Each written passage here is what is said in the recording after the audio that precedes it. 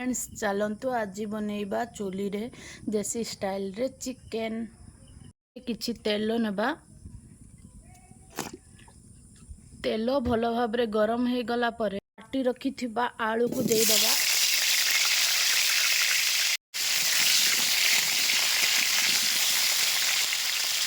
आलू रे किछि लूण दे ताको भल भाव कढ़ा भाजा भाजी नेबा।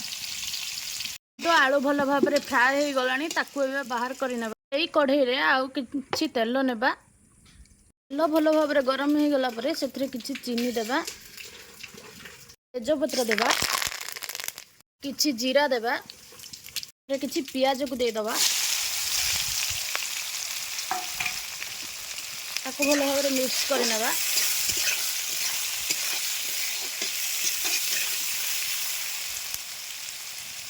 देखंतु पियाज मध्य भल भाव भाजी आसिलानी।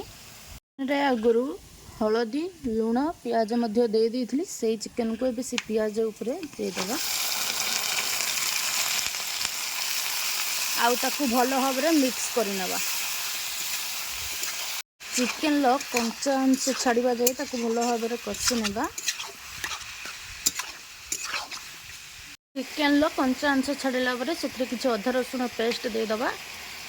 भल भाव मिक्स कर नेबा।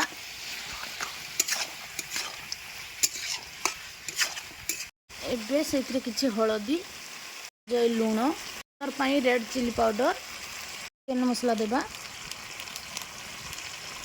रखिथिबा किछि टमाटो दे दबा। तापरे ताकू भल भाव मिक्स कर नेबा। चिकन को भल भाव कषि नेबा। चिकेन भल भाव कषि ही आसिलानी सेथिरे भाजिक रखिथिबा आलू को दे दबा। आलू को देगी ताकू मध्य किछि समय पई कषि नेबा। चिकेन भल भाव कषि ही आसिलानी। एबे चिकेन ले आवश्यक मुताबिक पानी दे देबा। चिकेन भल भाव फुटी हो गला परे सेथरे किछि गरम मसला दे दबा।